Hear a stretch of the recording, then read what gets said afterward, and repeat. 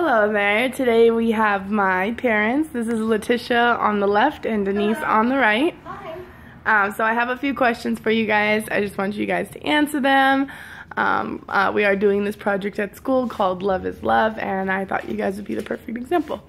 So let's get right into it. How long have you guys been together? Are you married? And if so, how long have you been married? Well, we actually just celebrated our 21st wedding anniversary last Thursday.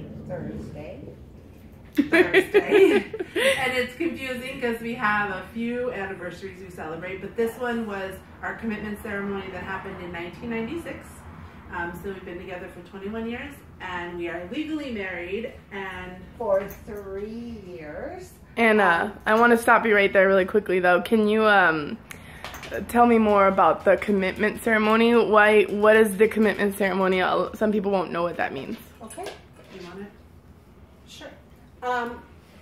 Back when we got together, there was no such thing as legal marriage for same-sex couples, of course.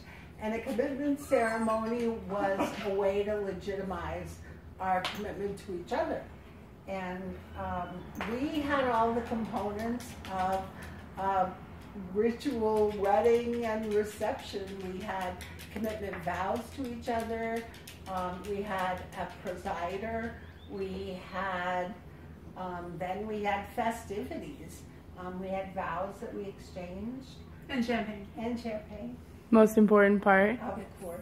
The legal. Okay, so back to the part where you say that you've been legally married for 3 years. Can you talk more about that? Yes, that was actually a really cool day. It was happening on the news. So I want to get back to the part where you guys said you've been married legally for 3 years. Can you talk a little bit more about that? Yes, as marriage was becoming more a possibility in the last few years, we were certain that a conservative state like Arizona would not be doing this soon. And as it was, Letitia had to go to a business trip in Washington, D.C., where they do have legal marriage. And we thought, well, this is our time to do it. So we went to Washington, D.C., and amidst the cherry blossoms, we had a minister that married us again on April 3rd, 3 years ago. And that was our second marriage. And then, much to our surprise, we never thought Arizona was going to follow suit. And so October of 2014, I was at work and I was watching this whole decision come on the television and the news that Arizona was going to be the state to make gay marriage legal. And I called home, and actually, I think you were at work. Mom was barely dressed for the day, and I said, I need you both downtown. We're gonna legally get married in Arizona. I called my mom, and we all marched down there, and as it turns out, we were the 4th couple in Arizona to get legally married. And we made the cover of azcentral.com, which got a lot of attention. Yeah. And it was a very exciting day, especially because this marriage you were able to be a part of, you witnessed, and we got to be on the news, and so it was super, super special. Agreed. All right, moving on to the next question. How did you guys meet? Oh, how did we meet?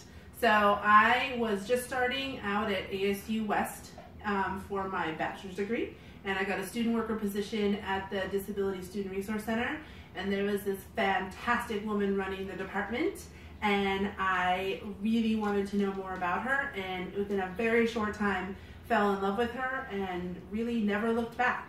So we decided to give it a go, and she told me to find another job. Okay, so the next question I have for you guys is, have you faced discrimination? Well, in my family, I had never come home with a same-sex loved one. So this was quite a shock to my family. They adjusted, but not as quickly as I had hoped. Some of my family did not attend our commitment ceremony initially. Same here. I think some family members were just happy that I was happy, but I was bringing home a woman who was Caucasian, who was older than I was, with a disability. So that was a lot for my family to take in. Some of my family is very religious, and some of them are very traditional Hispanic. So they did not come to our ceremony, but some of them were exceptionally supportive, like my mom and one of my sisters and my brother. Okay. And back to you, Denise, aka Mom.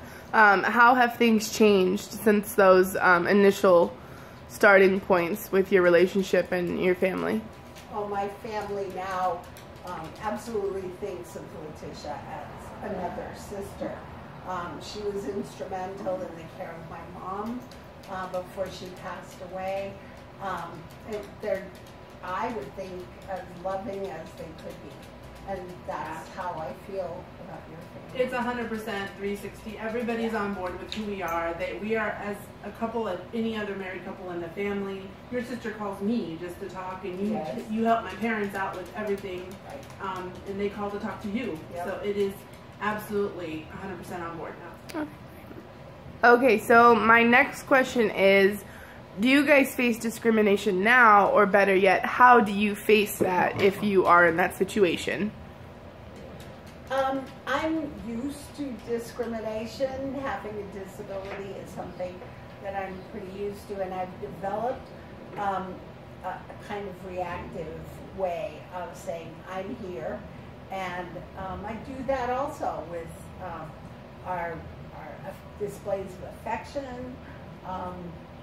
There is no shame, and I make no apologies. I think for me, I'm a bit of a hothead, and so if I'm being discriminated against, Denise is really good about, let's educate them, let's teach them tolerance, let's teach them acceptance, and I am upset and angry, and I tell them how I feel. I think I've raised a kiddo to do the same thing, who is now our biggest advocate, and we very rarely have to handle discrimination because pretty much our kid does it for us. Yeah, we stick her on it. Yeah, we pretty much stick her on it. Okay, so this question kind of goes hand in hand. How do you guys feel about PDA in today's society? PDA, for people who don't know, is public displays of affection. I'm a private person by nature, whether I would be with a female or a male. I tend to be just more private with my physical outward, but we hold hands. I'm fine with that. It's never a question because we're two women, should I or shouldn't I? I just tend to not, just because I'm a private person, but no, I do it all the time. Yeah, and it's not been anything I would do differently with Letitia than any other gender. I certainly don't shy away from it. No. Okay. No. Perfect. Okay, so moving right along, my next question is, how does religion play a role in your relationship, or does it? I was quite religious, Catholic, when I met Letitia, and she knew that I had a strong faith base, not a strong church base. And she was on board with that, but as the church has become more vocal about their opposition, I was able to see how hurtful that is, and we have kind of backed away from that at this point. Yeah, I think I was initially feeling welcomed because our local church was pretty accepting, and there was a pivotal event that happened when Olmsted, the bishop, he had a letter read in every single Catholic church that was claiming that gay people really did not have a place in the church as married couples, and that everybody should essentially be against that. And I have not recovered from that event. And so I practice spirituality, but I have not fully been back to the church with like an open heart. And I will drag her to an Episcopal church soon. Okay, so we're coming up to the last couple questions. My next question is, has your life changed since the Supreme Court ruling? I would personally say yes.